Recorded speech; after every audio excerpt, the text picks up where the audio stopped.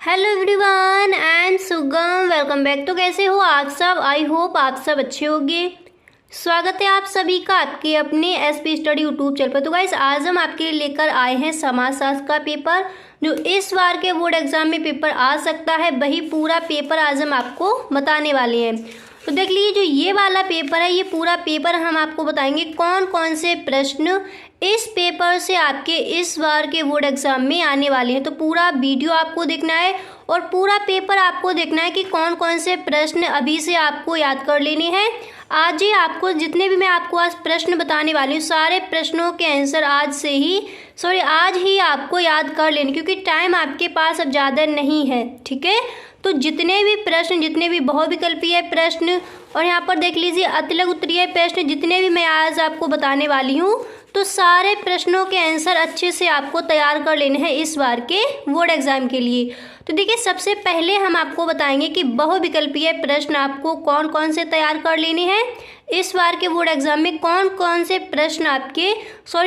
से आपके बहुविकल्पीय प्रश्न रखे जाएंगे। ओके, तो यहाँ पर देखिए, जो आपका सबसे पहला विकल्प है वो मैंने यहाँ पर लिया है कि राष्ट्रवाद का जन्म किसके परिणाम। देखिए, जो सबसे पहला बहुविकल्पीय प्रश्न है आपका, वो मैंने यहाँ पर लिया है कि राष्ट्रवाद का जन्म किसके परिणाम स्वरूप हुआ। ठीक है, राष्ट्रवाद का जन्म किसके परिणाम स्वरूप हुआ? तो उपनिवेशवाद के। ठीक है, उपनिवेशवाद के स्वरूप राष्ट्रवाद का जन्म हुआ। अब इसके बाद देखिए, जो आपका नेक्स्ट है वो आपको ये देखना है कि दहेज निरोधक अधिनियम पारित हुआ। तो दहेज निरोधक अधिनियम कब पारित हुआ था? 1961 में। तो देखिए, जितने भी आपके इम्पोर्टेंट बहुविकल्पीय प्रश्न अतिलक उत्तरीय यानी पूरा पेपर मैं आपको बताने वाली हूँ। तो देखिए, वीडियो आपको एंड तक देखना है, वीडियो को आप बिल्कुल भी स्किप ना करें। ओके, तो देखिए, जो आपका नेक्स्ट है, जो तीसरा आपका बहुविकल्पीय प्रश्न है वो मैंने यहाँ पर लिया है। देखिए, जो तीसरा आपका बहुविकल्पीय प्रश्न है वो यहाँ पर दिया गया कि सन 1931 की भारतीय जनगणना के अध्यक्ष थे। तो सन 1931 की भारतीय जनगणना के अध्यक्ष कौन थे? J.H. हट्टन। ठीक है, J.H. जो हट्टन है वो सन 1931 की भारतीय जनगणना के अध्यक्ष थे। अब इसके बाद देखिए, जो आपका नेक्स्ट विकल्प है वो आपको ये तैयार कर लेना है। देखिए, नेक्स्ट विकल्प आपका यहाँ पर दिया गया कि जाति एवं वर्ग में कौन सा गुण समान है? तो कौन सा गुण समान है? श्रेणी क्रम। ओके, अब इसके बाद देखिए, जो आपका नेक्स्ट विकल्प है वो मैंने यहाँ पर लिया है। नेक्स्ट विकल्प आपका दिया गया कि भारत में प्रथम पिछड़े वर्ग आयोग के अध्यक्ष कौन थे? तो कौन थे? काका कालेलकर। ओके, काका कालेलकर भारत में प्रथम पिछड़े वर्ग आयोग के अध्यक्ष थे। अब इसके बाद जो आपका नेक्स्ट है वो मैंने यहाँ पर लिया कि भारत में द्वितीय पिछड़ा वर्ग आयोग का अध्यक्ष कौन था? तो कौन थे? बीपी मंडल। अब इसके बाद देखिए, इस पेपर में आपके जो दिए गए हैं विकल्प वो भी आप देख लीजिए। तो यहाँ पर देखिए, जो आपका फर्स्ट विकल्प है वो यहाँ पर दिया गया है कि धर्म का सामाजिक सिद्धांत किसने प्रस्तुत किया। ओके, तो देखिए, इस तरह से आपको 4 ऑप्शन दिए जाएंगे। जो आपका सही ऑप्शन है वो आपको चूज करके लिख कर आना है। तो यहाँ पर देखिए, ये पेपर है आपका, तो ये समाजशास्त्र का पेपर है और इसमें जो आपके विकल्प दिए हैं वो भी मैं आपको बता दे रही हूँ। और जो इस बार के बोर्ड एग्जाम के लिए आपके जो इम्पोर्टेंट जो आपके विकल्प हैं, बहुविकल्पीय प्रश्न और जितने भी आपके प्रश्न हैं, अतिलक उत्तरीय प्रश्न, लघु विस्तृत, तो सारे मैं आपको बताने वाली हूँ। ठीक है, इसमें जो दिए गए वो भी आपको बताऊंगी और जो इस बार के लिए इम्पोर्टेंट है वो भी हम आपको बताएंगे। ओके, तो अब यहाँ पर देखिए, जो आपका नेक्स्ट विकल्प है इस पेपर में, जो आपका अगला विकल्प है वो यहाँ पर दिया गया है। देखिए, आपका जो नेक्स्ट विकल्प है वो यहाँ पर दिया गया कि कास्ट इन मॉडर्न इंडिया पुस्तक का लेखक कौन है। ठीक है, कास्ट इन मॉडर्न इंडिया पुस्तक का लेखक कौन है? तो इस तरह से आपको 4 ऑप्शन मिलेंगे। जो ऑप्शन आपको सही लगे, जो ऑप्शन आपका राइट आंसर है, वही आपको लिख कर आना है। इतना समझ आ गया? अब देखिए, इसके बाद इसी तरह से आपके विकल्प दिए जाएंगे। तो देखिए, जो मैंने आपको विकल्प अभी बताए थे, तो ये वाले विकल्प आपको तैयार कर लेने हैं। इतना ही आपको तैयार करना है भी। ठीक है, अब आपके पास ज़्यादा टाइम नहीं बचा है। अब इसके बाद देखिए आपको लघु उत्तरीय प्रश्न कौन कौन से तैयार करने हैं इस बार के बोर्ड एग्जाम के लिए। पहले हम आपको बताएंगे कि अतिलघु उत्तरीय प्रश्न आप कौन कौन से तैयार करेंगे इस बार के बोर्ड एग्जाम के लिए। उसके बाद आपको लघु उत्तरीय प्रश्न बताए जाएंगे। फिर हम आपको बताएंगे कि विस्तृत उत्तरीय प्रश्न आप कौन कौन से आपको तैयार करने हैं इस बार के बोर्ड एग्जाम के लिए। तो देखिए सबसे पहले हम आपको बताएंगे कि अतिलघु उत्तरीय प्रश्न आप कौन कौन से तैयार करेंगे। तो देखिए अतिलघु उत्तरीय प्रश्न में जो आपका सबसे पहला प्रश्न है वो मैंने यहाँ पर रखा है। देखिए पेपर में आपका जो सबसे पहला प्रश्न है वो आपका दिया गया कि उपनिषेधवाद की प्रमुख विशेषताएं क्या हैं। ठीक है, तो ये प्रश्न भी आपको तैयार कर लेना है इस बार के बोर्ड एग्जाम के लिए। अब इसके बाद देखिए जो आपका नेक्स्ट प्रश्न है वो यहाँ पर दिया गया है कि समुदाय क्या है। ठीक है, समुदाय क्या है, तो इस प्रश्न को भी आपको तैयार कर लेना है कि समुदाय क्या है। इसी के साथ आपको ये वाला प्रश्न भी तैयार कर लेना है कि अस्पृश्यता क्या है। ठीक है, जैसे समुदाय क्या है, या तो आपका ये प्रश्न रखा जाएगा अथवा आपका ये प्रश्न भी रखा जा सकता है इस बार के बोर्ड एग्जाम में कि अस्पृश्यता क्या है। तो देखिए अस्पृश्यता क्या है, इसका आंसर आप इस तरह से लिख कर आओगे कि अस्पृश्यता जाति व्यवस्था का एक अत्यंत घृणित एवं दूषित पहलू है जो धार्मिक एवं कर्मकांड दृष्टि से शुद्धता एवं अशुद्धता के पैमाने पर सबसे निम्न जातियों के सदस्यों के विरुद्ध अत्यंत कठोर सामाजिक नियोक्ताओं का विधान करता है। इसके बाद आप लिखोगे कि अदृश्य अर्थात अछूत मानी जाने वाली जातियों का जाति सोपान या अधिक्रम में कोई स्थान ही नहीं रहा है।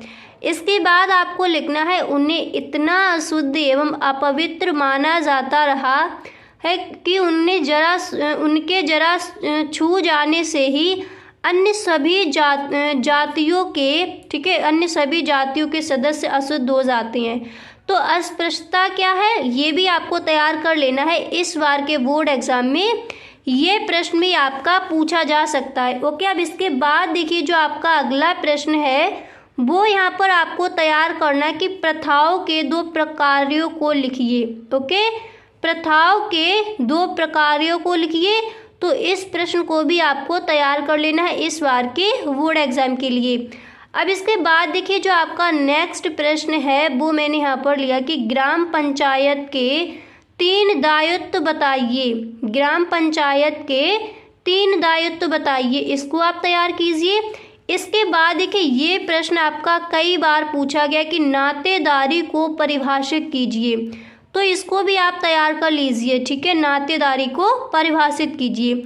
अब देखिए जो ये वाला आपका प्रश्न है कि दबाव समूह का क्या अर्थ है, ये प्रश्न आपको भी पता है कई बार बोर्ड एग्जाम में रखा गया, तो इसको तो आप बिल्कुल भी मत छोड़िए और इसका आंसर अच्छे से तैयार कीजिए कि दबाव समूह का क्या अर्थ है। ओके, और देखिए उसी के साथ साथ आपको इस प्रश्न का भी आंसर अच्छे से तैयार कर लेना कि दबाव समूह या हित समूह से आप क्या समझते हैं। ठीक है, तो यहाँ पर अभी मैंने आपको बताया कि दबाव समूह का अर्थ क्या है, दबाव समूह की परिभाषा क्या है, दबाव समूह से आप क्या समझते हैं, या फिर आपका ये प्रश्न दिया जाएगा कि दबाव समूह या हित समूह से आप क्या समझते हैं। तो इस प्रश्न का आंसर आप इस तरह से लिखोगे कि समाज में कुछ संगठित समूह अपने अपने हितों की सुरक्षा के लिए शासन पर ऐसे कानूनों को पारित करने या ऐसी नीति का अनुसरण करने के लिए दबाव डालते हैं जिनसे समूह अपने अपने हितों की रक्षा कर सके। ओके,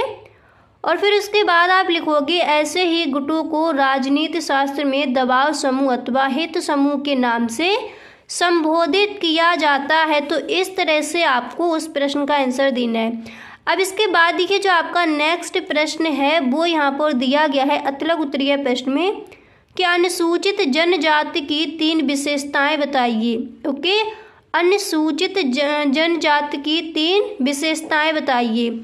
तो देखिए इस प्रश्न का आंसर देखिए मैंने यहाँ पर दूसरा प्रश्न रखा है और वो इसी की तरह, तो इस प्रश्न को भी आपको तैयार करना है। देखिए प्रश्न आपका यहाँ पर दिया गया कि अनुसूचित जातियों की दो प्रमुख विशेषताएं बताइए। या तो आपसे इस तरह से प्रश्न पूछा जाएगा या फिर आपसे यही वाला प्रश्न पूछ लिया जाएगा कि अनुसूचित जातियों की 3 विशेषताएं बताइए। या तो आपसे विशेषताएं पूछी जाएंगी या फिर आपसे समस्याएं पूछी जाएंगी। तो समस्याएं आप इस तरह से लिखोगे, अनुसूचित जातियों की 2 प्रमुख समस्याएं हैं, अनेक प्रकार के प्रतिबंधों की समस्या, आर्थिक अवसरों की समस्या। समझ आ गया। अब इसके बाद जो आपका अगला प्रश्न है वो देखिए यहाँ पर दिया गया कि ग्रामीण समाज की 4 विशेषताएं बताइए। ग्रामीण समाज की 4 विशेषताएं बताइए। इसके बाद आपका देखिए जो ये वाला प्रश्न है कि भारत में नगरीकरण के किन्हीं 2 प्रभावों को लिखिए। भारत में नगरीकरण के किन्हीं 2 प्रभावों को लिखिए। तो इस प्रश्न को भी आपको तैयार कर लेना है इस बार के बोर्ड एग्जाम के लिए। ओके, अब इसके बाद देखिए जो आपका अगला प्रश्न है ये आपके अभी अतिलघु उत्तरीय प्रश्न का ही ये प्रश्न यहाँ पर दिया गया है। तो प्रश्न पढ़िए। प्रश्न है कि साक्षात्कार से आप क्या समझते हैं। ठीक है, साक्षात्कार से आप क्या समझते हो। ये प्रश्न बहुत इंपॉर्टेंट है इस बार के बोर्ड एग्जाम के लिए। अच्छे से इसको आप तैयार कीजिए। अब आप आ जाइए कि लघु उत्तरीय प्रश्न यानी शॉर्ट आंसर टाइप क्वेश्चंस आपके कौन कौन से आज किए जाएंगे इस बार के बोर्ड एग्जाम में। तो प्रश्न आपका पहला यहाँ पर दिया गया कि जाति व्यवस्था की प्रमुख विशेषताओं का वर्णन कीजिए। ठीक है, जाति व्यवस्था की प्रमुख विशेषताओं का वर्णन कीजिए। इसके बाद देखिए ये प्रश्न आपको तैयार करना है कि नारी आंदोलन से समाज पर क्या प्रभाव पड़ा, स्पष्ट कीजिए। ओके, इसके बाद देखिए जो आपका अगला प्रश्न है वो यहाँ पर दिया गया है। अगला प्रश्न आपको ये तैयार करना कि पर्यावरणीय आंदोलन से आप क्या समझते हैं, चर्चा कीजिए। ठीक है, तो लघु उत्तरीय प्रश्न में नेक्स्ट प्रश्न आपको ये तैयार कर लेना है। इसके बाद आपको ये प्रश्न तैयार करना है कि सामाजिक परिवर्तन के आर्थिक कारणों को लिखिए। ओके, इसके बाद जो आपका अगला प्रश्न है वो यहाँ पर दिया गया कि भारत में हुए भूमि सुधार के महत्व पर चर्चा कीजिए। ठीक है, इसके बाद ये प्रश्न बहुत ही इम्पोर्टेंट है, इसको आप ध्यान से पढ़िए कि भारत में तीव्र जनसंख्या वृद्धि के कारणों का उल्लेख कीजिए। तो ये प्रश्न बहुत ही इम्पोर्टेंट है इस बार के बोर्ड एग्जाम के लिए, इसको आप अच्छे से तैयार कीजिए। ये प्रश्न आपका इस बार के बोर्ड एग्जाम में पूछा जा सकता है। अब इसके बाद देखिए जो आपका नेक्स्ट प्रश्न है, अब देखिए आपके आगे यहाँ पर विस्तृत उत्तरीय प्रश्न। ओके, तो देखिए विस्तृत उत्तरीय प्रश्न में आपको कौन कौन से प्रश्न तैयार कर लेने हैं इस बार के बोर्ड एग्जाम के लिए। तो यहाँ पर देखिए विस्तृत उत्तरीय प्रश्न में मैंने भी इस प्रश्न का आंसर आपको कई बार बताया। ये प्रश्न कई बार पूछा गया है कि हरित क्रांति के सामाजिक आर्थिक प्रभावों की विवेचना कीजिए। इसके बाद देखिए अथवा में आपका ये प्रश्न पूछा जाएगा, इसका भी आंसर मैं आपको बता चुकी हूँ कि राष्ट्रीय हित में क्षेत्रवाद किस प्रकार बाधा डालता है, व्याख्या कीजिए। ठीक है, अथवा में आपके इस तरह से प्रश्न दिए जाएंगे तो आपको एक का ही आंसर लिखना है। ठीक है, अब इसके बाद देखिए जो आपका अगला प्रश्न है वो यहाँ पर दिया जाएगा कि परिवार से क्या तात्पर्य है, इसके विभिन्न प्रकारों को समझाइए। परिवार से क्या तात्पर्य है, इसके विभिन्न प्रकारों को समझाइए। इसके बाद देखिए अथवा में आपका ये प्रश्न दिया जाएगा कि भारतीय समाज पर आधुनिकीकरण के प्रभावों का मूल्यांकन कीजिए। तो इसको आप तैयार कर लीजिए विस्तृत में। एंड इसके बाद जो आपका अगला प्रश्न है वो आपको तैयार करना कि अन्य पिछड़ी जाति किसे कहते हैं, इसके कल्याण हेतु सरकारी प्रयासों को संक्षेप में बताइए। इसके बाद तो ये प्रश्न तो कई बार रखा गया है कि भारत में दहेज प्रथा के कारण एवं परिणामों की व्याख्या कीजिए। तो इसको भी आप तैयार कर लीजिए इस बार के बोर्ड एग्जाम के लिए। ओके, तो देखिए ये सारे प्रश्न आपको इस बार के बोर्ड एग्जाम के लिए तैयार कर लेने हैं। तो गाइस आज के लिए बस इतना ही, मिलते हैं नेक्स्ट वीडियो में। अगर आपको वीडियो अच्छा लगा हो तो इस वीडियो को एक लाइक कर दें। अगर आपको वीडियो अच्छा नहीं लगा है तो आप डिसलाइक करके भी जा सकते हो। Okay, thanks for watching.